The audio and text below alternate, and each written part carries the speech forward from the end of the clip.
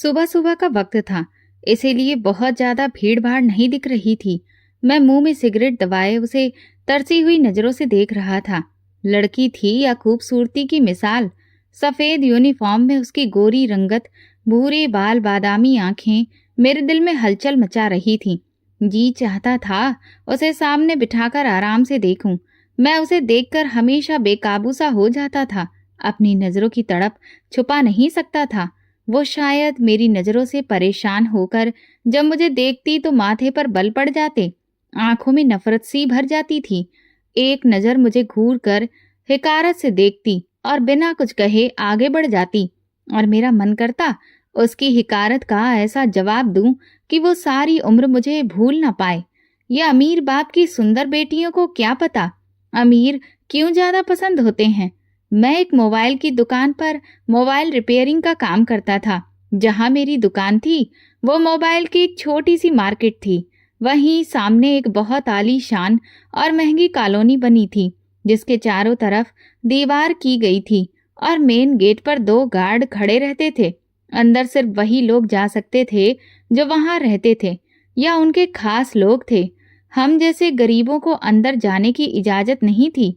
अगर किसी से मिलने जाना होता तो पहचान पत्र दिखाना पड़ता, क्योंकि वहां बड़े बड़े अफसरों, वकीलों के बंगले बने थे।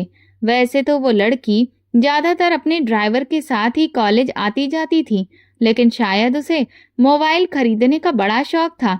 रोज जब भी कॉलेज से वापस आती तो अपनी गाड़ी रुकवाकर अलग अलग दुकानों से मोबाइल देखती, उनकी कीमतें पूछती, कभी खरीद लेती तो कभी छोड़ देती, और फिर कुछ महीने बाद उसे सस्ते दाम में बेच देती और पैसों से फिर नया मोबाइल खरीद लेती। वही अमीरों वाली आदतें।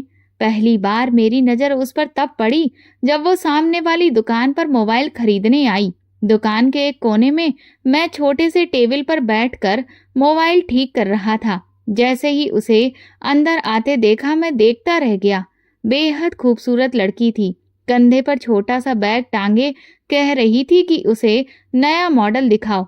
दुकानदार मोबाइल दिखाने लगा, उसकी खूबियां बताने लगा और मेरी नजरें उस पर टिक गईं। मैं एक सुंदरता का दीवाना नौजवान था। खूबसूरत लड़कियों को देख मेरी नजरें थिरकने लगती थीं। मैं उन्हें सिर से पैर तक ऐसे देखता जैसे उनकी सुंदरता अपनी आंखों में समेट लूंगा, क्योंकि ऐसी लड़कियों को पाना हमारे लिए नामुमकिन था। सब की सब अमीर घरानों से थीं। हम जैसे लोगों को तुच्छ समझती थीं। उसके चेहरे पर गिरती हुई लट मेरा चैन चुरा रही थी। मैं बड़ी मस्ती से उसे देख रहा था। तभी उसने मेरी तरफ देखा और फिर फूंक मार कर अपनी लट उड़ाई।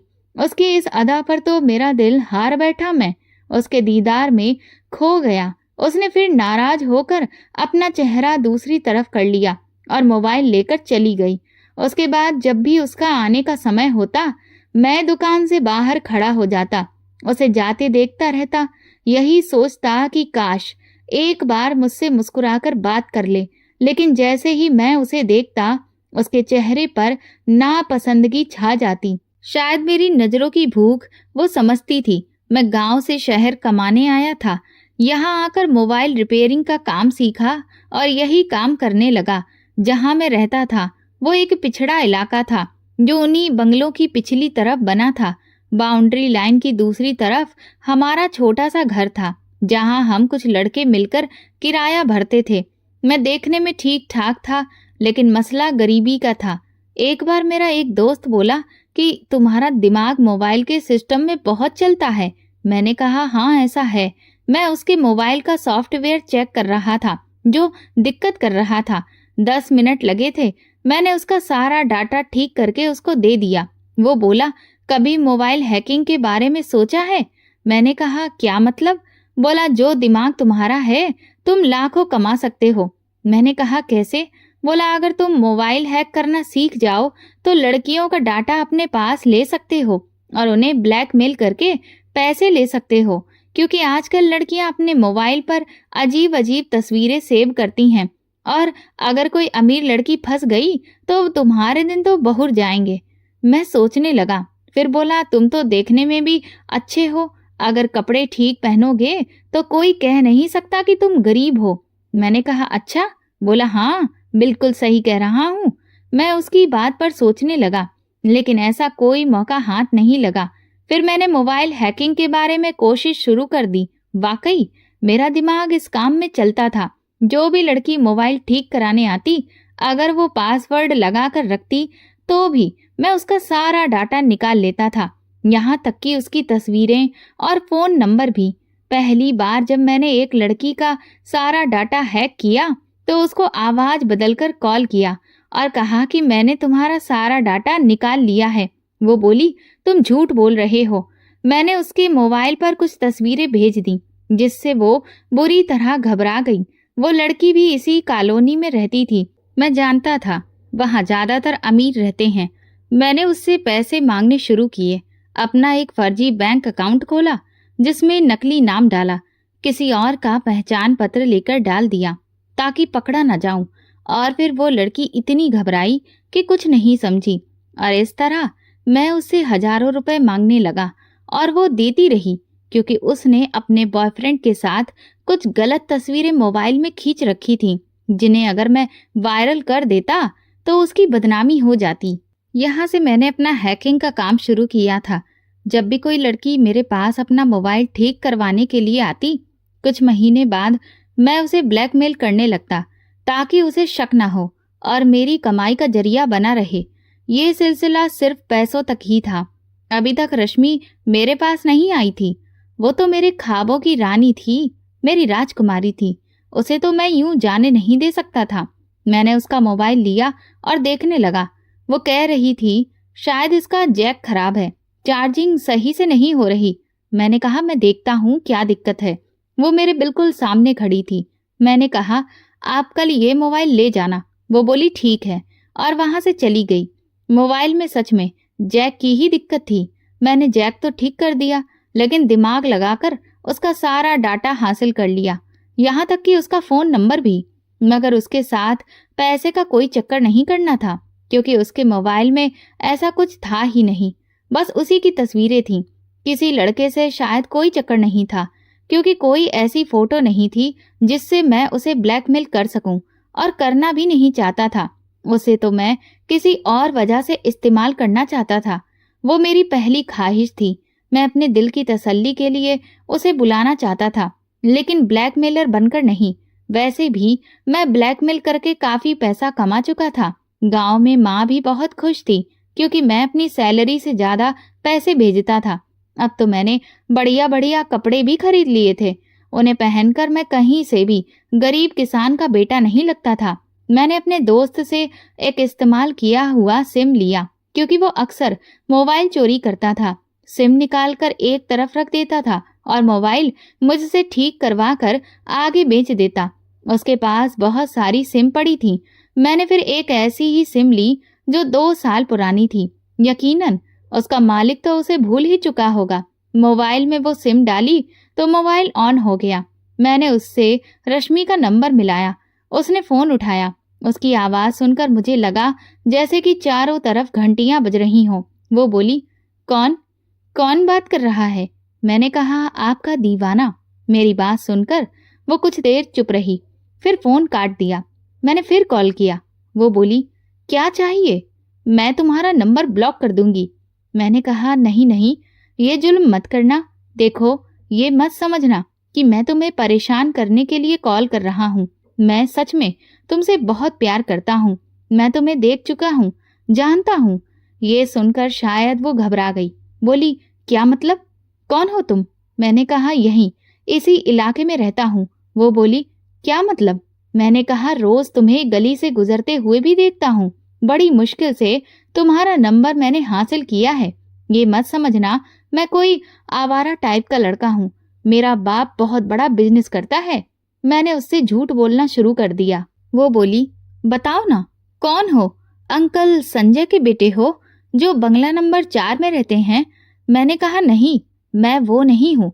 फिर वो बोली, अंकल नरेश के बेटे हो जो ब्रिगेडियर हैं? मैंने कहा, नहीं, उनका बेटा भी नहीं हूँ। वो फिर पूछने लगी, फिर कौन हो? मैंने कहा, इतनी जल्दी तो नहीं बता सकता, लेकिन मेरा बंगला तुम्हारे बंगले से बड़ा और खूबसूरत है। मैं दिल से तुमसे प्यार करता हूँ। मेरी बात सुनकर वो हंस पड़ी। बोली, पहले अपना परिचय तो दो। मैंने कहा, इतनी जल्दी नहीं बताऊंगा, पहले वादा करो कि मुझसे तुम दोस्ती करोगी। कुछ वक्त लगा लेकिन वो मान गई। अगर मैं सच में अपना परिचय बता देता तो शायद नफरत से वो फोन बंद कर देती या फिर नंबर ही ब्लॉक कर देती, लेकिन उसने दोस्ती की हामी भर ली। मैं उससे बातें करने लगा। उससे कहता, मैंने तुम्हें फलां पार्क में देखा था, क्योंकि उस कॉलोनी में जगह जगह पार्क बने थे। मैं मोबाइल ठीक करके घरों तक पहुंचा देता था, इसलिए कॉलोनी की कई जगहों से मैं वाकिफ था। एक बार मैं एक आर्मी ऑफिसर के घर उसका मोबाइल देने गया था, तभी वहां बनी छोटी सी मार्केट के सुपर स्टोर में मैंने उसे देखा। मैं भी वहीं चला गया। वो अपने लिए चीजें खरीद रही थी। मैं कोने में खड़ा होकर उसे देखने लगा। उस वक्त उसने रानी पिंक कलर का बहुत ही प्यारा सा कढ़ाई वाला सूट पहना हुआ था। बाल वैसे ही खुले छोड़े थे। बहुत सुंदर लग रही थी। रात को जब मैंने उसे फोन किया तो मैंने कहा, आज तो तुम आसमान की कोई परी लग रही थी। वो कहने लगी, क्या मतलब?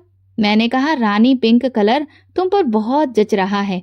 ये सुनकर वो शायद हैरान हो गई। कहने लगी, तुमने मुझे कहाँ देखा? मैंने कहा, दिल वाले तो कयामत की नजर रखते हैं। तुम हर वक्त मेरी आंखों के सामने रहती हो। वो कहने लगी, प्लीज मुझे बताओ, तुमने मुझे कहाँ देखा?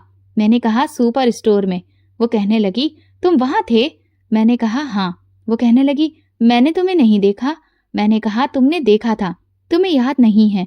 वो कहने लगी, तुमने मुझे देखा था तो फिर मेरे पास क्यों नहीं आए? मैंने कहा, इतनी जल्दी नहीं आ सकता, आऊंगा किसी दिन। वो कहने लगी, अब तो तुम्हें देखने को मेरा भी दिल कर रहा है। प्लीज मुझे अपनी एक फोटो भेजो। तुम्हें एक बार देखते ही मैं पहचान जाऊंगी। ये बात सच थी। वो मुझे देखती तो फौरन पहचान जाती। मैंने कहा, नहीं यार, इतनी जल्दी नहीं। वो कहने लगी, क्यों? क्यों नहीं? अगर तुम मुझसे दोस्ती रखना चाहते हो तो फिर मेरे सामने आओ। मैंने कहा, आऊंगा ना एक दिन, लेकिन अभी नहीं। प्लीज अभी मुझसे ऐसी डिमांड मत करो। वो मुझसे बातें करने लगी, लेकिन बार बार मेरा उस कॉलोनी में चक्कर नहीं लग सकता था। चौकीदार पहले मोबाइल के मालिक से फोन पर बात करता था। मुझे बताता था कि एक लड़का मोबाइल देने चाहता है, पास वाली मार्केट से आया है। जब मोबाइल का मालिक इजाजत देता तभी मुझे अंदर जाने की इजाजत मिलती थी, लेकिन अब मुझे रोज जाना था। उसे कहीं न कहीं देखना था, उसका हुलिया बताना था, ताकि वो मेरी मोहब्बत में गिरफ्तार हो जाए। इसीलिए मैंने वहां के चौकीदार से दोस्ती कर ली। मैं उसे 500 का नोट दिखाता और वो मुझे अंदर जाने देता। मैंने कहा, यार, अंदर जनरल स्टोर पर मेरे पापा काम करते हैं, वो बीमार रहते हैं, इसलिए मुझे उनकी दवाई देने जाना होता है। तुम ये 500 रख लो, मुझे जाने दिया करो। वो मान गया, इसलिए अब हर दूसरे तीसरे दिन मैं अंदर जाने लगा और जाता भी शाम के वक्त था। उस वक्त अक्सर वो लड़की वहां पर साइकिलिंग कर रही होती थी या पार्क में बैठी बातें कर रही होती थी या फिर सड़क पर टहल रही होती थी। काफी महिलाएं भी घर से बाहर ही होती थीं। मैं उस लड़की के घर को भी देख चुका था। उसके घर के सामने ही पार्क था, जहां बैठी वो अपनी किसी सहेली से बात कर रही थी। आज उसने लाल रंग की कुर्ती पहन रखी थी, साथ में जीन्स की पैंट थी। मैंने उसे फोन किया। मैंने कहा, आज तो तुम गुलाब का फूल लग रही हो। वो कहने लगी, क्या मतलब? क्या तुम मुझे देख रहे हो? मैंने कहा, मैं तो तुम्हें हर वक्त देखता हूँ, आज भी देख रहा हूँ। मुझसे बात करते करते वो सामने बने बंगलों की तरफ देखने लगी। कहने लगी, कहाँ खड़े हो तुम? अपनी बालकनी में हो या खिड़की में? प्लीज मेरे सामने आओ। उसकी बेचैनी देखकर मेरे अंदर जैसे कोई नशा सा चढ़ गया, ठंडक सी उतरी। मैं बेहद खुश हो गया। उसकी आंखों में अपने लिए बेचैनी देखकर वो मुझे देखने को बेचैन थी। मैंने कहा, नहीं यार, नहीं, इतनी जल्दी नहीं।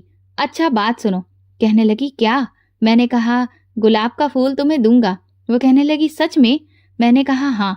वो कहने लगी, अच्छा, मैं तुम्हारी राह देखूंगी। मैंने फोन बंद कर दिया। वहीं लगे गुलाब के फूलों में से एक फूल तोड़ा। उस वक्त मैंने ब्लैक पैंट और ब्लैक शर्ट पहन रखी थी और ब्लैक कलर की कैप पहनी थी। अगर मैं तेजी से उसके पास से गुजरता तो वो मुझे देख नहीं सकती थी।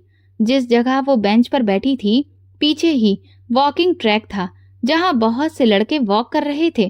किसी ने शॉर्ट्स पहना था, किसी ने पैंट शर्ट। मैं भी उसी ग्रुप में शामिल हो गया। 5-6 लड़के जब उसकी बेंच के पास से गुजरे तो मैंने गुलाब का फूल पीछे से उसकी गोद में फेंक दिया और खुद तेज कदमों से आगे बढ़ गया। वो पीछे पलटी और देखा, लेकिन उस वक्त जो लोग उसे दिखे वो ज्यादातर उम्र दराज बुजुर्ग थे जो वॉक कर रहे थे। वो फौरन खड़ी हो गई, इधर उधर देखने लगी। मैं पार्क में आ चुका था और एक पेड़ की ओट में खड़ा हो गया था। मैंने मोबाइल से फिर कॉल किया उसे। उसने फौरन फोन उठाया। मैंने कहा, ये तुम्हारे लिए, मेरा पहला तोहफा संभाल कर रखना। कहने लगी, तुम कहाँ हो? मैंने कहा, तुमसे कहा ना, अभी नहीं बताऊंगा। कहने लगी, ये क्या बात है, तुम मुझे बेवकूफ बना रहे हो। देखो, कहीं तुम बूढ़े तो नहीं हो? कहीं पता चले तुम 60 साल के हो और आवाज तुम्हारी लड़कों जैसी हो, क्योंकि मुझे तो यहाँ सब बड़े बड़े बुजुर्ग वॉक करते ही दिख रहे हैं। साथ साथ वो वॉकिंग ट्रैक पर चल रही थी और मुझसे बात भी कर रही थी और बड़ी तेज नजरों से इधर उधर देख रही थी।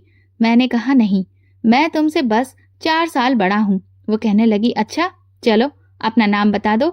मैंने कहा, मेरा नाम मोहब्बत है। ये सुनकर वो खिलखिलाकर हंसी। कहने लगी, अपना असली नाम बताओ, मम्मी पापा ने भी तो कोई नाम रखा होगा ना? मैंने कहा, वो नाम तुम्हारे लिए खास नहीं। कहने लगी, तो तुम्हें क्या कहकर पुकारूं? मैंने कहा, माई किंग कह दिया करो। वो हंस दी। कहने लगी, ये भी अच्छा नाम है। तुम्हारा नंबर मैं ऐसे ही नाम से सेव कर लूंगी। अब हमारी मोहब्बत का सिलसिला चल पड़ा। मैं तो वैसे भी उसकी मोहब्बत में डूबा हुआ था, लेकिन अब वो भी मेरी मोहब्बत का दम भरने लगी। मुझसे बहुत प्यार भरी बातें करती। कहती थी, तुम्हें देखने के लिए मेरी आंखें तरस गई हैं। प्लीज मुझसे और इंतजार मत कराओ, मेरे सामने आ जाओ, मैं तुम्हें देखना चाहती हूँ। उसके बिना रहना मेरे लिए भी मुश्किल था। दूसरी लड़कियों को ब्लैकमेल कर करके मैं उसके लिए कीमती तोहफे खरीदता और फिर उसके घर भेज देता। उस पर एक छोटा सा कार्ड लगाता जिस पर लिखा होता था, तुम्हारा किंग। एक बार वो फोन पर कहने लगी कि मैं भी तुम्हें तोहफा देना चाहती हूँ, तुम अपना पता मुझे क्यों नहीं बताते हो? मैंने कहा, मेरा पता तो तुम्हारे पास है। कहने लगी, क्या मतलब? क्या मैं जानती हूँ? मैंने कहा, अपने दिल में झांक कर देखो, मैं तुम्हें वहीं कहीं नजर आऊंगा। मेरी ऐसी बातों पर कभी कभी वो गुस्सा हो जाती। कहती, तुम बहुत बुरे हो, कभी कभी दिल करता कि तुमसे बात करना ही छोड़ दूं। मैंने कहा, ऐसा मत करना, बात नहीं करोगी तो मैं मर जाऊंगा। उसकी बेचैनियां, मुझे देखने का उसका इंतजार मेरे लिए सुकून बन गया। मैं बयां नहीं कर सकता था। मेरा जी चाहता था कि वक्त यहीं थम जाए और वो यूं ही मेरे लिए बेचैन दिखती रहे और मैं उसे तरसाता रहूं, इतना कि जब मैं उसके सामने जाऊं तो वो मेरी गरीबी को ना देखे, बस मुझे टूट कर चाहे, अपनी सारी मोहब्बत मुझ पर लुटा दे। मैं उसे अपनी मोहब्बत में इस कदर पागल कर देना चाहता था कि उसे मेरी गरीबी नजर ही ना आए। एक बार तो उसने जिद पकड़ ली। कहने लगी कि उसकी दोस्त की बर्थडे पार्टी है जो एक हॉल में सेलिब्रेट हो रही है। वहां पर लड़के लड़कियां डांस भी करेंगे, पार्टी भी है।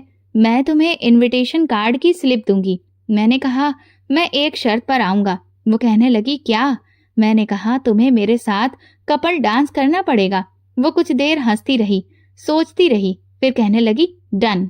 मैंने ब्लैकमेलिंग से अच्छे खासे पैसे कमा लिए थे, इसलिए अपने लिए एक बहुत जबरदस्त सूट खरीदा। आज मैंने उस कॉलोनी में जाने का चौकीदार को 1000 रुपया दिया था और उसने मुस्कुराते हुए वो पैसे रख लिए थे। मैं उस हॉल में पहुंच गया जहां पार्टी थी। वहां के गार्ड को मैंने अपने मोबाइल से कार्ड की तस्वीर दिखाई तो उसने मुझे अंदर जाने की इजाजत दे दी। जैसे ही मैं अंदर आया तो वहां बहुत शोर था। इंडियन रोमांटिक गाने लगे हुए थे और लड़के लड़कियां कपल डांस कर रहे थे। हॉल में सिर्फ जगमगाती मध्यम सी रोशनी थी, कोई भी किसी को ठीक से देख नहीं सकता था। मैंने पूरे हॉल में नजर दौड़ाई तो सामने रश्मि एक कुर्सी पर बैठी थी, ब्लैक कलर की साड़ी पहन रखी थी, शायद मेरी राह देख रही थी। मैंने अपने चेहरे पर एक मास्क पहन लिया जो वहां पर बहुत से लोगों ने पहन रखा था और चलता हुआ उसके पास जाने लगा। जैसे जैसे मैं उसकी तरफ कदम बढ़ा रहा था, मेरे दिल की धड़कनें तेज हो रही थी। वो दाएं बाएं मुझे ही तलाश कर रही थी। जब मैं उसके सामने आकर खड़ा हो गया और उसकी तरफ अपना हाथ बढ़ाया, वो कुछ देर मुझे देखती रही, फिर मेरे कपड़ों को देखकर मुस्कुराने लगी। कहने लगी, माय किंग। मैंने कहा, यस। ये कहते हुए मैंने उसका हाथ पकड़ा उसे डांस फ्लोर पर ले गया। मेरा दिल उस वक्त एक अजीब सी सरसरी में था, जिसकी मैंने ख्वाहिश की थी, या यूं कहें कि जिस चांद को मैं छूना चाहता था, आज वो मेरी गिरफ्त में था, मेरी बाहों में था। मैंने उसकी कमर पर अपना हाथ रखा और उसका हाथ अपने कंधे पर रख दिया। वो मेरी आंखों की तरफ देख रही थी। कहने लगी, चेहरा क्यों छुपा रखा है? मैंने कहा, बस यूं ही अपनी मोहब्बत को आजमाना चाहता हूँ। कहने लगी, क्या मतलब? मैंने कहा, देखना चाहता हूँ तुम्हें मेरे चेहरे को देखने की बेताबी है या मुझसे मोहब्बत की।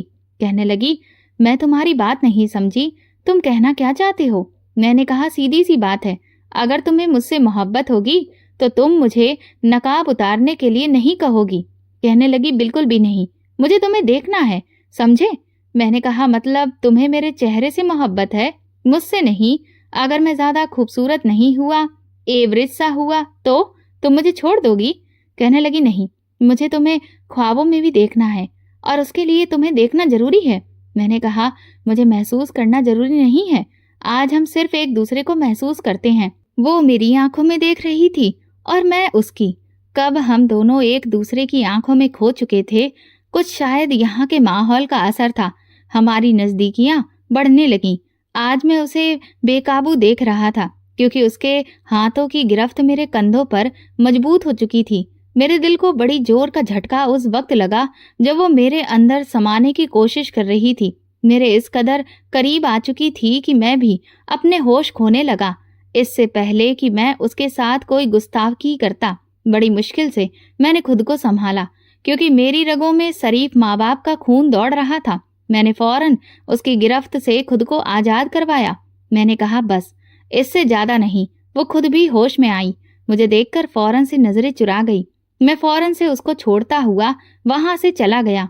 वो मेरे पीछे तक आई थी। मैं हॉल से बाहर निकला और तेज तेज कदम बढ़ाता हुआ अंधेरे की ओर चला गया। वो बाहर तक आई थी। कहने लगी, मेरी बात सुनो, तुम कहाँ जा रहे हो? प्लीज मेरी बात सुनो।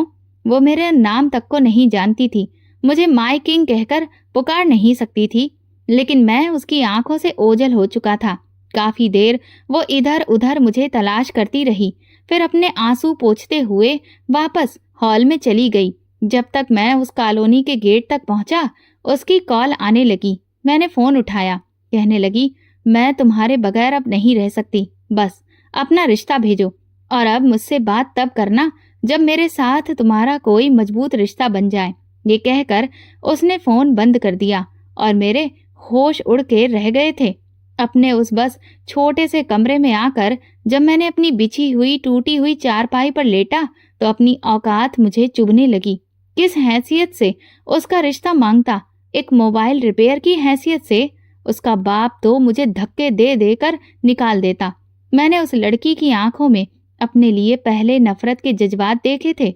मोहब्बत तो बाद में हुई थी, बल्कि मोहब्बत उसे मेरे नाम से थी, मुझसे नहीं। अब फिर अगर वो मेरी शॉप पर आती तो वैसे ही नफरत और हिकारत से देखती थी, और अगर उसे ये पता चल जाता कि मैं ही वो लड़का हूँ जो उसे झूठ बोलकर और अपने आप को एक अमीर ज्यादा कहकर उससे बात कर रहा हूँ, तो वो तो मुझसे नफरत ही करती थी और मैं उसकी नफरत बर्दाश्त नहीं कर सकता था। पहली बार अपनी हैसियत देखकर मेरा जी चाहा कि दहाड़े मार मार कर रो लूं। मैंने उसकी कॉल का कोई भी जवाब नहीं दिया। मैं सोच रहा था कि बस चंद दिन उससे मैं बात नहीं करूंगा, देखूंगा कि वो कब तक मुझसे बात किए बगैर रह सकती है। बात दिल लगी की नहीं थी, बल्कि दिल तक पहुंच गई थी। 3 दिन उसकी कोई भी कॉल नहीं आई, मैंने भी उसको फोन नहीं किया। चौथे दिन वो मेरी शॉप पर आई। उसे यूं अपनी शॉप पर देखकर मेरा दिल तो धड़कना ही भूल गया था। उसकी आंखें बेतहाशा सूजी थीं। लग रहा था कि वो बहुत रोई है। ये देखकर मेरे दिल को कुछ हुआ था। दिल चाहा कि उसके सामने चला जाऊं, उसे कह दूं कि मैं हूं वो, मैं तुमसे बहुत मोहब्बत करता हूं, लेकिन मेरे पास पैसा नहीं है, लेकिन कह नहीं सकता था। मेरी जान उस वक्त निकल गई थी जब दुकान में दाखिल होते ही उसने 1 मिनट उस दुकानदार से बात की और फिर चलते हुए मेरे पास आई। अपने बैग में से एक टूटा हुआ मोबाइल निकालकर मेरे सामने रख दिया। उसकी स्क्रीन चकनाचूर हो चुकी थी। कहने लगी, इसे ठीक कर दो और स्क्रीन भी बदल देना। मैं हैरान था, उसके सामने कुछ बोल नहीं रहा था, क्योंकि अब वो मेरी आवाज सुनते ही पहचान जाती। मैंने सिर हिलाकर हाँ कर दी। वो पूछने लगी, कितने पैसे लगेंगे?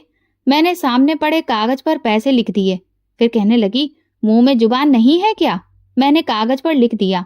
गला बहुत खराब है, आवाज नहीं निकल रही। अगर वो मेरी आवाज सुन लेती तो यकीनन पहचान लेती। वो फिर बोली, ये कब तक ठीक होगा? मैंने फोन हाथ में लेकर उसकी हालत देखी। पर्चे पर लिखा, ये कैसे हुआ? इतनी खराब हालत कैसे हो गई? वो कहने लगी, मैंने दीवार पर दे मारा था, बहुत गुस्सा आ रहा था। फोन पर सुन लिया तुमने? अब बताओ ये कब तक ठीक होगा? कल लेने आ जाऊं? मैंने कुछ नहीं कहा, उसकी तरफ देखा भी नहीं, क्योंकि कुछ दिन पहले जो मैंने अपनी नजरें उसे देखकर मिलाई थीं, डर लग रहा था कि कहीं मेरी आंखों से वो पहचान न ले। मैंने सिर हिला दिया।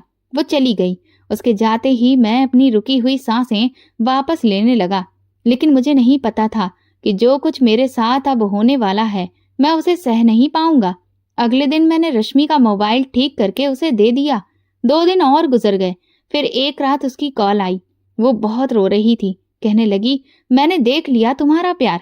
अगर तुम मुझसे सच्चा प्यार करते तो रिश्ता जरूर भेजते, लेकिन तुमने ऐसा कुछ नहीं किया। तुम मुझसे सच्चा प्यार नहीं करते थे, बस मुझे धोखा दे रहे थे। मैंने कहा, मुझे कुछ महीने का वक्त दो, मैं तुम्हारे लिए रिश्ता लेकर आऊंगा। वो कहने लगी, मेरे पास वक्त ही तो नहीं है। मेरे पापा अपने दोस्त के बेटे से मेरी शादी करवाना चाहते हैं। प्लीज तुम कुछ करो, जल्दी मेरे लिए रिश्ता लेकर आओ। इतना कहकर रश्मि ने फोन बंद कर दिया। मैं बहुत परेशान हो गया।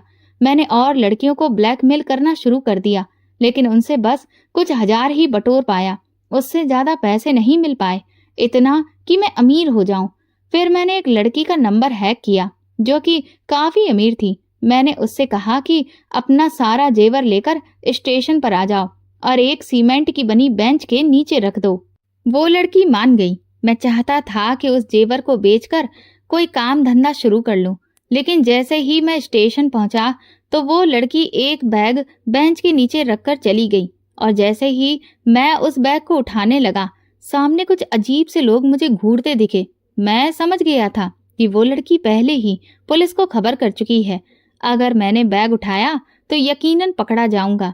लेकिन मुझे उस वक्त पैसों की बहुत जरूरत थी, ताकि मैं हर तरीके से पैसे हासिल कर सकूं और रश्मि का रिश्ता मांग सकूं, क्योंकि किसान के बेटे को उसका बाप कभी भी अपनी बेटी नहीं देता। ऊपर से ये भी नहीं पता था कि रश्मि मुझे देखकर क्या प्रतिक्रिया देगी, मुझे स्वीकार करेगी या नहीं। मैं इन्हीं सोचों में खोया था।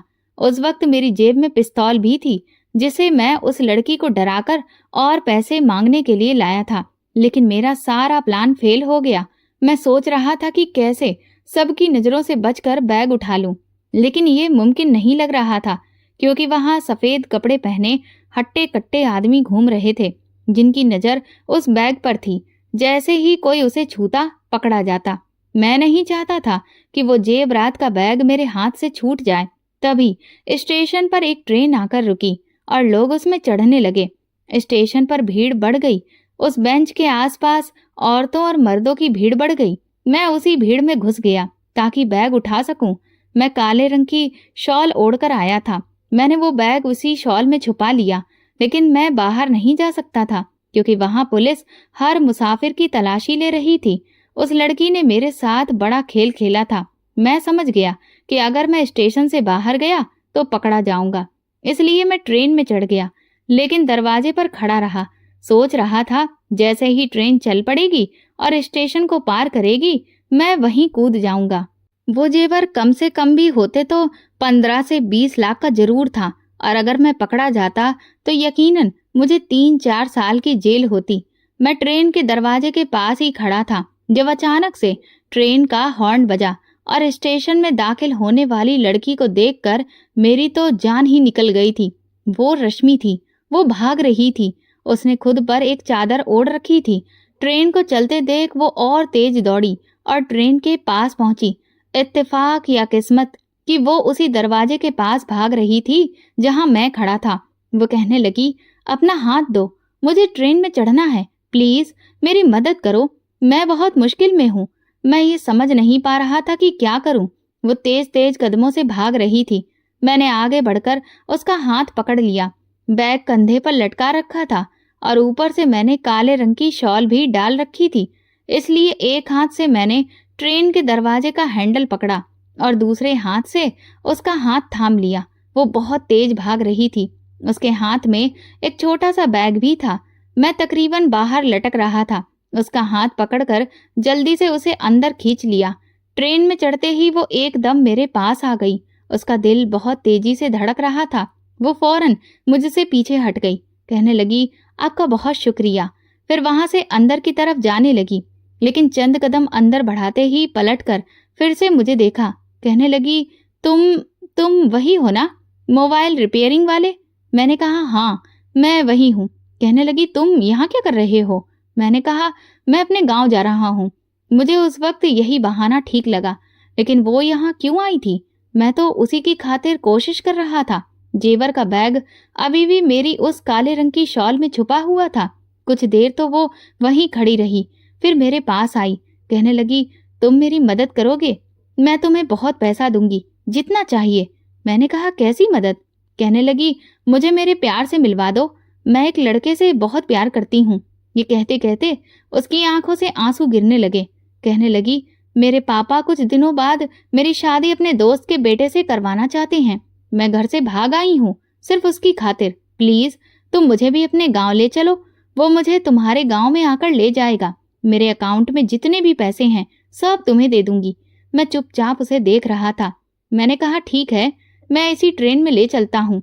हम एक बर्थ पर जाकर बैठ गए। कुछ देर बाद जब टिकट चेकर आया तो ना मेरे पास टिकट थी और ना ही रश्मि के पास। जब टिकट चेकर रश्मि के पास आया, कहने लगा, टिकट दिखाइए। मैंने कहा, ये मेरे साथ हैं। वो कहने लगा, तो आप दिखा दीजिए। मैंने कहा, आप हमारी टिकट नई बना दीजिए। वो कहने लगा, नई क्यों बना दूं? मैंने कहा, हम प्लेटफॉर्म पर टिकट खरीदने ही वाले थे कि ट्रेन चल पड़ी। उस टिकट चेकर ने कंधे उचकाकर पूछा, कहाँ जाओगे? मैंने अपने गांव का नाम लिया। जब उसने मेरा नाम पूछा तो मैंने अपना आईडी कार्ड उसे पकड़ा दिया। मैंने कहा, मिस्टर एंड मिसेस पवन के नाम से ही आप टिकट बना दीजिए। ये सुनकर रश्मि के माथे पर बल आ गए।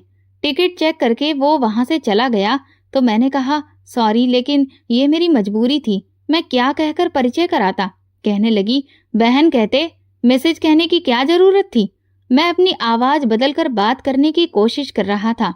उसके बाद वो अपना मोबाइल बैग से निकालकर कॉल करने लगी। मेरा मोबाइल वाइब्रेशन पर था। जेब में लगातार वाइब्रेट हो रहा था। मैं कब से उसकी कॉल इग्नोर कर रहा था। वो मुझे कब से कॉल कर रही थी, लेकिन मुझे स्टेशन पर जेवर का छोटा सा बैग चुराना था, इसीलिए मैं कॉल को इग्नोर कर रहा था। अभी भी वो कॉल कर रही थी, लेकिन मैं उसके सामने कॉल नहीं उठा सकता था, वरना सब बात खुल जाती। बार बार कभी वो मैसेज करती तो कभी कॉल करती। उसके चेहरे पर बेचैनी साफ नजर आ रही थी। प्लीज फोन उठाओ यार। वो बार बार फोन कर रही थी। बार बार अपने चेहरे से आने वाला पसीना पोंछ रही थी। मैं बड़ी देर से उसे देख रहा था। उसे अपने लिए इस कदर बेचैन देखकर पता नहीं मुझे क्या हो रहा था।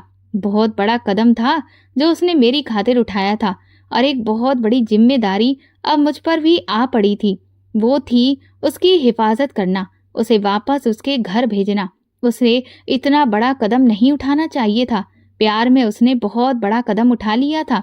कुछ देर के बाद ट्रेन रुकवा दी गई थी। शायद कोई दिक्कत हो गई थी कि अचानक से पुलिस की टीम उस ट्रेन में घुस गई। कहने लगी, हमें एक लड़की की तलाश है, इसीलिए हम हर केबिन की तलाशी लेंगे। ये सुनते ही रश्मि का रंग उड़ा। वो कहने लगी, ये लोग मुझे ही ढूंढ रहे हैं। प्लीज पवन, मुझे इनसे बचा लो। ये सुनकर तो मेरे भी होश उड़ गए। मैं उसे उठाकर ट्रेन के वॉशरूम में ले गया। उस वक्त वहां कोई भी नहीं था।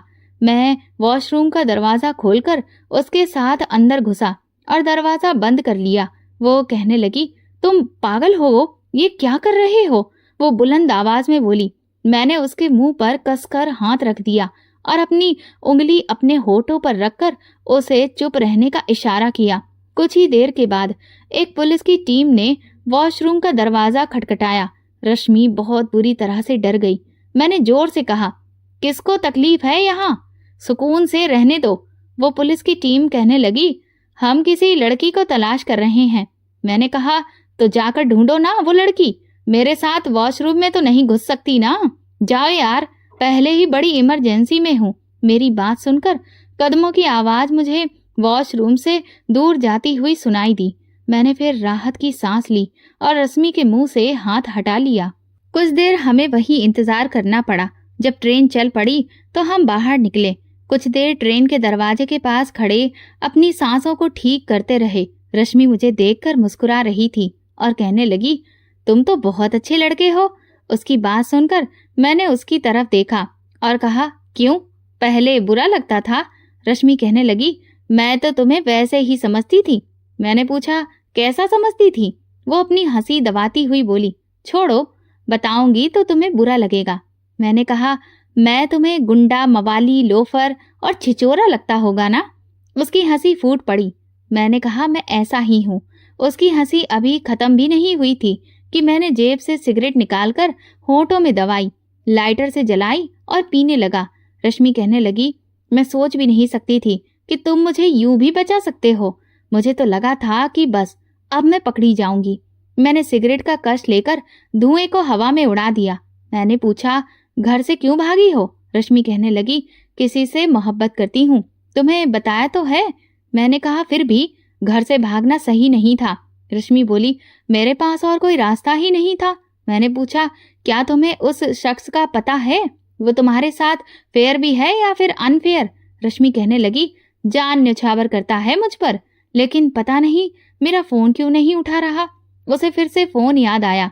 रश्मि बोली, अपना फोन दो मुझे, मैं वहीं से ट्राई करती हूँ। ये सुनकर मैं सिगरेट पीना भूल गया। मैंने कहा, नहीं, मैं अपना फोन किसी को नहीं देता। रश्मि ने कहा, ये क्या बात हुई?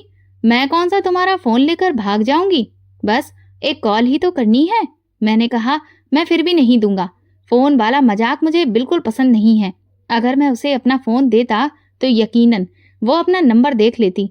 पता नहीं उसका क्या रिएक्शन होगा जब उसे पता चलेगा कि मैं ही वो लड़का हूँ। कुछ देर के बाद हम वापस आकर अपनी सीटों पर बैठ गए। रश्मि बर्थ पर लेट गई। मैं खिड़की के पास बनी कुर्सी पर बैठ गया और सिगरेट पीने लगा। अभी भी वो जेवर मेरे पास थे। सुबह 6 बजे मेरा गांव आ चुका था। मैंने रश्मि को जगाया और उसे स्टेशन पर उतार कर अपने घर ले गया। मेरी माँ और मेरे पिता उस अजनबी लड़की को मेरे साथ देखकर मुझे आश्चर्य से देख रहे थे। मेरी माँ कहने लगी, ये कौन लड़की है? मैंने कहा, एक मजबूर लड़की है। ट्रेन में इसका भाई इसके साथ सफर कर रहा था, लेकिन एक स्टेशन पर वो कुछ लेने के लिए नीचे उतरा। इससे पहले कि वो बेचारा ट्रेन पर चढ़ता, ट्रेन ही चल पड़ी और फिर वो वहीं रह गया। मुझे मजबूरन इसे यहाँ लाना पड़ा। जैसे ही इसका भाई इसे लेने आएगा, मैं इसे उसके हवाले कर दूंगा। मैंने बहाना बनाया।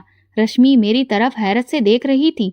वो मेरे कान के पास आकर धीरे से कहने लगी, इतने बहाने तुम्हारे दिमाग में आ कैसे जाते हैं, वो भी इतनी जल्दी? मैंने धीरे से कहा, सीधी खड़ी रहो, मेरी माँ देख रही है। ये सुनकर वो सीधी हो गई। मेरी माँ ने उसे मेरी छोटी बहन के कमरे में भेज दिया। मेरे पिता मेरे पास आए और कहने लगे, तुम बिना बताए क्यों वापस आ गए? मैंने कहा, मैं तो आपको सरप्राइज देना चाहता था। मुझे क्या पता था कि आपको बुरा लगेगा।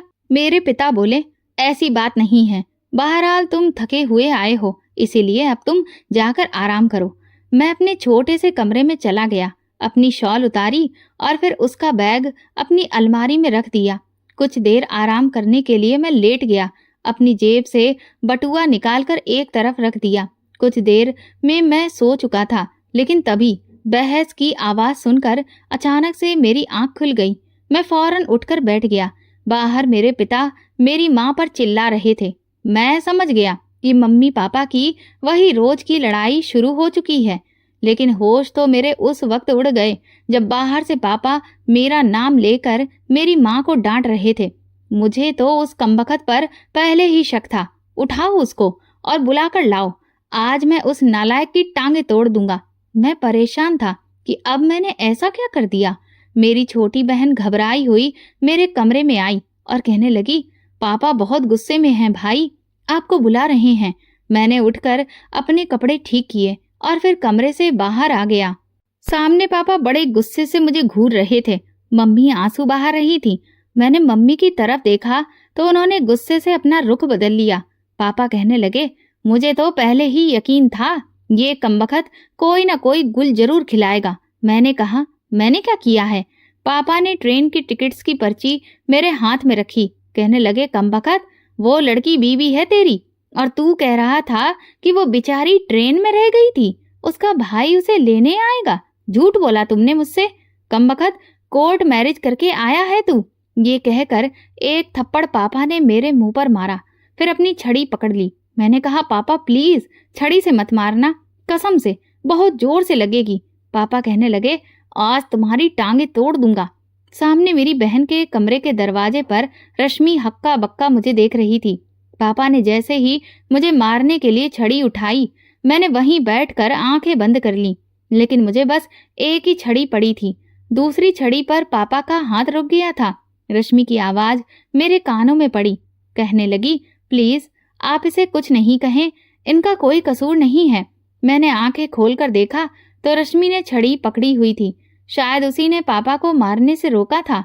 पापा कहने लगे, लड़की तुम कमरे में जाओ, इस नालायक ने हमें बिरादरी के सामने मुंह दिखाने के काबिल नहीं छोड़ा। भला शादी करने का ये कौन सा तरीका है? वो कहने लगी, आप मेरी बात तो सुने। लेकिन मम्मी उसका हाथ पकड़कर उसे मेरी बहन के कमरे में ले गई।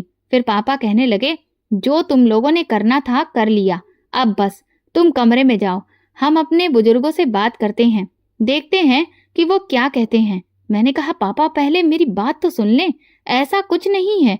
पापा कहने लगे, मैंने तुम्हारे चाचा और बुआ को बुलाया है, दोपहर को सबके सामने तुम्हारी दोबारा से शादी करवाएंगे, ताकि सारी बिरादरी को पता चल सके कि तुम शादी कर चुके हो और हमारी रजामंदी से कर चुके हो। ये सुनकर मैं हैरत से अपने पापा को देखने लगा।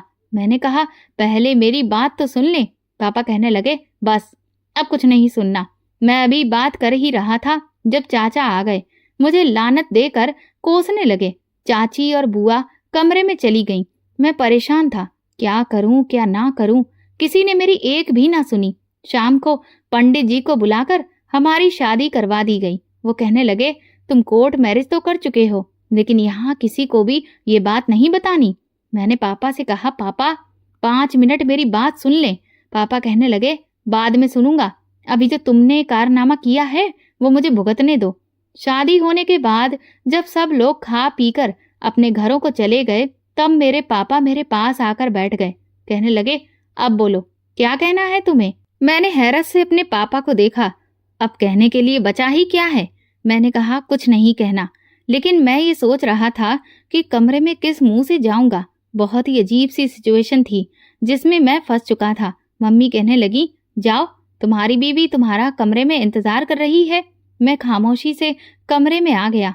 जेब में रखा मेरा मोबाइल वाइब्रेट कर रहा था। यकीनन वो मुझे फोन कर रही थी। मैंने जेब से फोन निकाला तो रश्मि का नंबर जगमगा रहा था। मैंने फोन काट कर ऑफ कर दिया। जैसे ही मैंने कमरे का दरवाजा खोला, वो फोन कान पर लगाए रोए जा रही थी। जैसे ही उसने मुझे देखा, घबराकर सिमट कर बैठ गई। मम्मी ने शायद उसे अपनी शादी का संभाला हुआ जोड़ा पहनने को दिया था। मैंने दरवाजा बंद किया।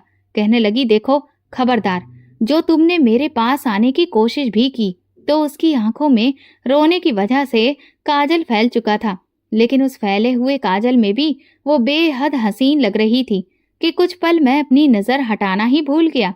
वो बार बार वो फोन कर रही थी। नंबर बंद था तो उसने मायूस होकर फोन उठाकर साइड पर रख दिया। कहने लगी, तुम्हारे घर वालों ने जबरदस्ती मेरी तुमसे शादी करवाई है। मैं ऐसा कुछ नहीं चाहती। उन्होंने मेरी कोई बात नहीं सुनी। मैं बार बार कह रही थी कि वो जो समझ रहे हैं वो ठीक नहीं है। मैंने कहा, मेरे साथ भी ऐसा ही हुआ है। वो कहने लगी, झूठ मत बोलो, तुमने ट्रेन में जानबूझकर मुझे अपनी बीवी के नाम से इंट्रोड्यूस करवाया था और फिर अपने पापा के सामने वो टिकटें रख दी। मैंने कहा, मैंने नहीं रखी, मेरी बहन लेकर गई थी। देखो, मुझे इस बारे में कुछ भी पता नहीं था, लेकिन वो मेरी बात सुनने को तैयार ही नहीं थी। कहने लगी, मैं मर जाऊंगी लेकिन अपने माई किंग के साथ बेवफाई नहीं करूंगी और मैं कभी भी तुम्हारे साथ नहीं रह सकती। पहले खुद को देखो, अपने इस घर को देखो। मैं कोई गरीब लड़की नहीं हूँ। तुम जानते हो मैं किस कॉलोनी की रिहायशी हूँ। उसने मेरी हैसियत मुझे याद करवा दी। दिल में जो एक उम्मीद थी कि उसे ये बता दूं कि मैं ही उसकी मोहब्बत हूँ तो वो मुझे कबूल कर लेगी। वो उसकी इस बात ने मेरी उम्मीद तोड़ के रख दी। मैंने कहा, मैं अपनी हैसियत जानता हूँ, लेकिन मोहब्बत हैसियत देखकर नहीं होती, न जात पात देखकर होती है, न अमीरी गरीबी। वो कहने लगी, मैंने कब की है तुमसे मोहब्बत? मेरी ख्वाहिश इतनी भी गिरी हुई नहीं है कि मैं तुम जैसे से मोहब्बत करूं। वो लड़का मुझसे ज्यादा दौलतमंद है, मुझसे मोहब्बत करता है, बल्कि मेरा दीवाना है। मैं तो भूल गया था कि मैंने उससे दोस्ती करने की खातिर क्या क्या झूठ बोले थे। मैंने कहा, जी ठीक कहा तुमने, मेरी हैसियत नहीं है कि चांद की ख्वाहिश कर सकूं। बेफिक्र रहो, तुम्हें सुरक्षित तुम्हारे घर तक पहुंचा दूंगा। कहने लगी, उसकी जरूरत नहीं है, बस एक बार वो मेरा फोन उठा ले। जब उसे पता चलेगा कि मैं इस मुसीबत में हूं तो भागा चला आएगा मुझे बचाने के लिए। वो बहुत मोहब्बत करता है मुझसे, मेरी खातिर वो कुछ भी कर सकता है। मैंने सोचा, ये बात तो उसने सही कही, मैं वाकई इसके लिए कुछ भी कर सकता था, मैं उसे छोड़ नहीं सकता था। मैंने खामोशी से अपना तकिया उठाया, जमीन पर रखकर लेट गया। वो मेरे सिंगल बेड पर सो गई। अगले रोज मुझसे कहने लगी, सॉरी, मैंने कल गुस्से में तुम्हें बहुत बातें सुनाई। देखो, तुम एक बहुत अच्छे इंसान हो, तुमने मुश्किल में मेरी मदद की है, लेकिन बेफिक्र रहो, मैं तुम्हें तुम्हारा पूरा मुआवजा दूंगी। मैंने कहा, रहने दो, मुझे नहीं चाहिए। अच्छाई की कोई कीमत नहीं होती। हम गरीब जरूर हैं, लेकिन बेगैरत नहीं कि किसी की बहन बेटी की इज्जत को कम समझें। मैं तुम्हें बाइज्जत तुम्हारे घर छोड़ दूंगा। मैंने कहा, अगर चंद दिनों में उसने फोन नहीं उठाया तो मेरी राय है कि तुम अपने बाप के पास वापस चली जाओ। इस 4 दिन की मोहब्बत के लिए अपने माँ बाप को जलील मत करो, मैं तुम्हें तलाक भी दे दूंगा। ये कहकर मैं कमरे से बाहर चला गया। मैं सोच चुका था कि अब मैं उसे फोन नहीं करूंगा ताकि वो अपने घर वापस चली जाए, क्योंकि वो कभी भी मुझे एक्सेप्ट नहीं करेगी। जब वो मेरी सच्चाई जानेगी तो मुझसे नफरत करेगी, और मैं नहीं चाहता था कि वो मुझसे नफरत करे। बस एक बेनाम सा रिश्ता था। मैं चाहता था कि वो हमेशा मुझे चाहती रहे, मुझसे मोहब्बत करती रहे और समझती रहे कि शायद मेरी कोई मजबूरी थी। जब उसने मुझे मेरी हैसियत याद करवाई थी, मैं समझ गया था वो कभी भी मेरे इस घर में, इस माहौल में नहीं रहेगी। और फिर मैंने मोहब्बत की शुरुआत झूठ से की थी, और ऐसी मोहब्बत का यही नतीजा होता है। 2 दिन वो बहुत कॉल करती रही, लेकिन मैंने फोन ऑफ ही रखा। तीसरे दिन मैंने उससे कहा कि वो अपनी तैयारी कर ले, मैं उसे उसके बाप के घर छोड़ आऊंगा, उसे तलाक भी दे दूंगा।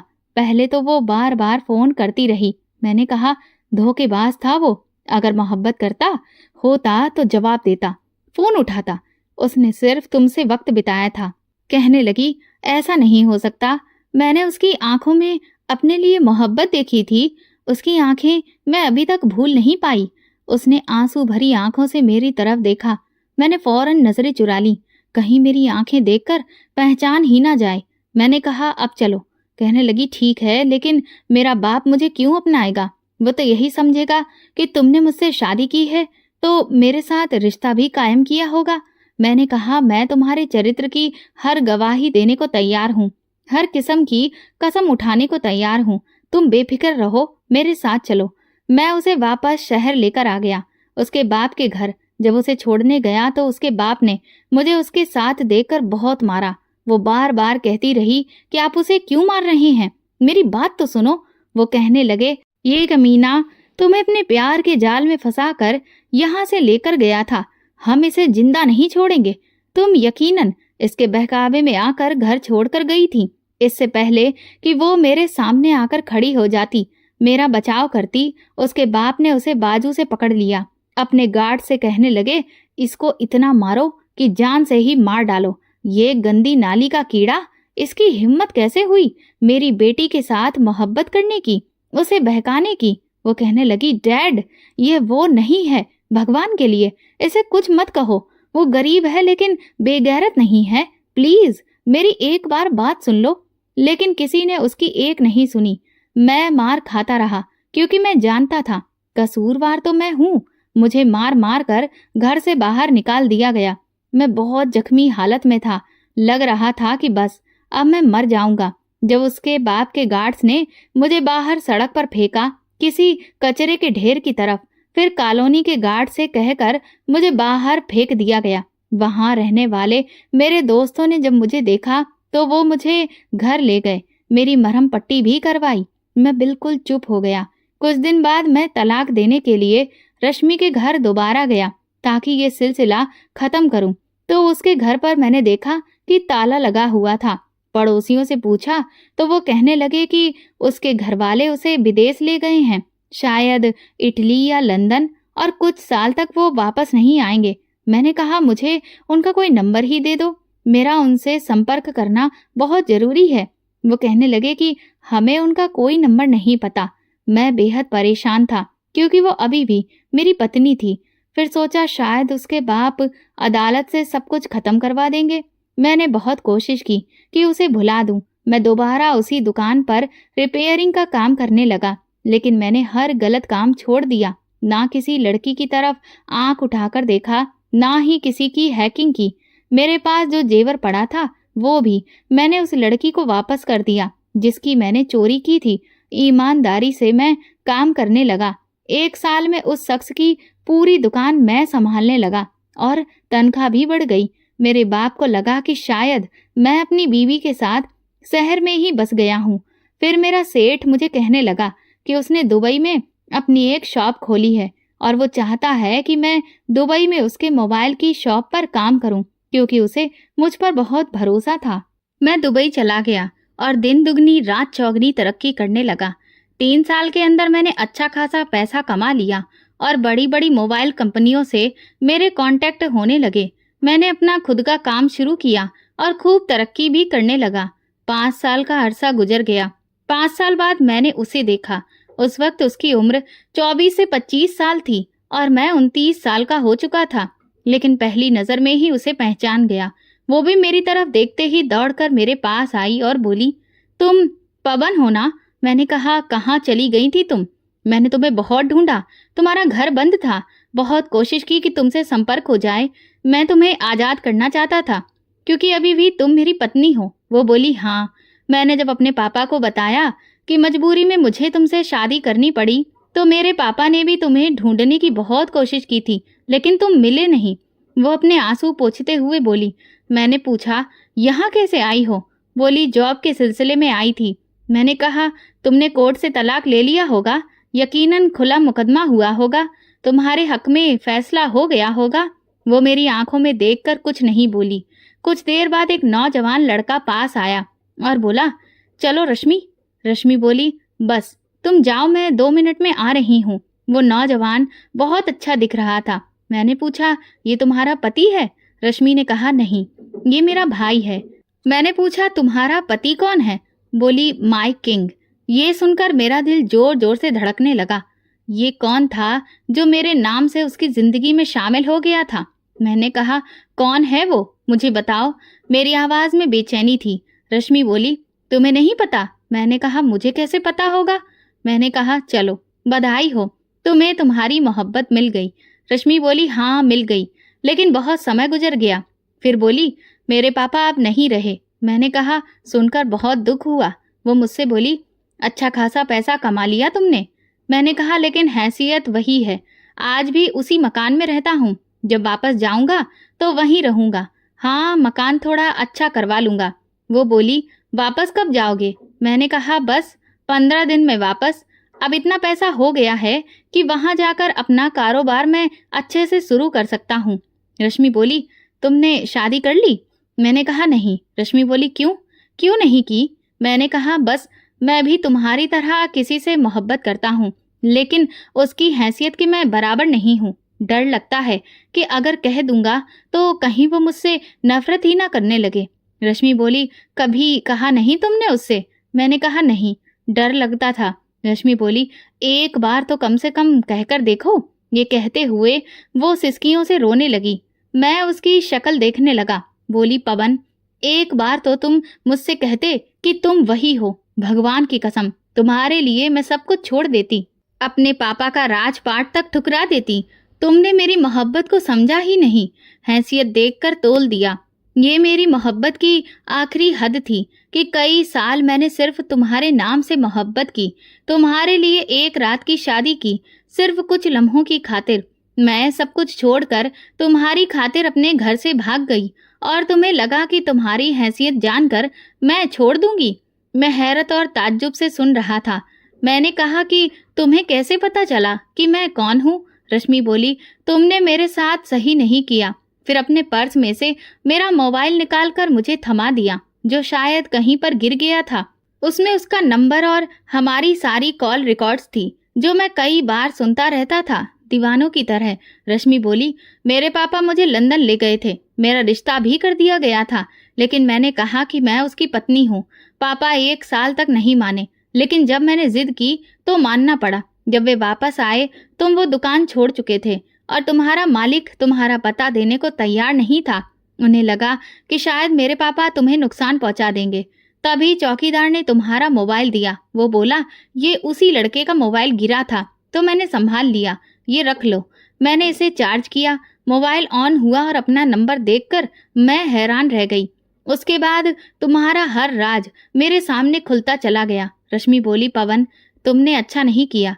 सिसकियों के साथ वो रो रही थी। बोली, मैंने तुम्हें बहुत तलाश किया। मेरे पापा मेरी वजह से परेशान रहे क्योंकि मैं किसी और से शादी को तैयार ही नहीं थी। फिर हार मानकर बोले कि हम उसे एक्सेप्ट कर लेते हैं और सेटल भी कर देंगे। मैंने तुम्हें बहुत ढूंढा, तुम्हारे मालिक की मिन्नतें की, पर उन्होंने कहा कि पहले तुम दुबई की शॉप संभालते थे, अब छोड़ दी है, कहीं और अपना कारोबार करते हो। रश्मि बोली, मैं यहाँ सिर्फ तुम्हें ढूंढने आई थी। अगर मोहब्बत सच्ची हो तो इंसान ढूंढ लेता है।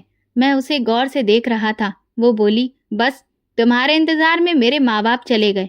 मैंने कहा, मुझे लगा था कि हैसियत जानकर तुम मुझसे नफरत कर लोगी। मेरी आंखों से आंसू अपने आप ही बह रहे थे। शायद अब ये आंसू मेरे बस में नहीं थे। मैंने कहा, मैंने तुम्हारी आंखों में मोहब्बत देखी थी, इश्क देखा था, बेचैनियां देखी थी, नफरत नहीं देख सकता था। मैं अपने आंसू पोंछते हुए बोला, आज मैं तुम्हारी हैसियत का हो चुका हूँ, इसलिए आंखों में आंखें डालकर कह सकता हूँ कि मैंने तुमसे मोहब्बत की है और बहुत टूट कर की है। मेरे ये कहने पर रश्मि मेरे पास से लगकर रोने लगी। आंखों में अश्क थे, लेकिन शायद मोहब्बत की परीक्षा खत्म हो चुकी थी। मैं जब वापस भारत गया तो उसे अपने साथ अपने गांव ले गया, अपने घर में अपनी पत्नी की हैसियत से।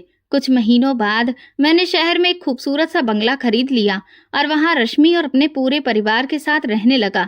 साथ ही अपने कारोबार को भी अच्छे से चलाने लगा। रश्मि अब मेरे साथ बहुत खुश थी और मैं भी हर दिन भगवान को उसे मुझसे मिलाने के लिए धन्यवाद कहता था। दोस्तों, गलत तरह के कामों का अंत हमेशा बुरा ही होता है, इसीलिए हमें कभी भी इस तरह के कोई भी काम नहीं करने चाहिए, बल्कि अपनी मेहनत से ही खुद के जीवन को बेहतर बनाना चाहिए। बस ये पूरी कहानी काल्पनिक है, इसका किसी भी व्यक्ति, स्थान या वास्तविक घटना से कोई संबंध नहीं है। इसका उद्देश्य केवल मनोरंजन और सस्पेंस आधारित कहानी प्रस्तुत करना है। इसमें दर्शाई गई घटनाएं, पात्र और परिस्थितियां पूरी तरह से कल्पना पर आधारित हैं। हम किसी भी प्रकार के अपराध, धोखे या गलत व्यवहार का समर्थन या प्रचार नहीं करते। आपको ये कहानी कैसी लगी मुझे कमेंट सेक्शन में जरूर बताएं। मेरे चैनल को सब्सक्राइब कर वीडियो को लाइक कर दें और वीडियो को हाइप भी दें। ऐसी और भी रोमांचक कहानियों को सुनने के लिए मेरे चैनल के साथ बने रहें। धन्यवाद।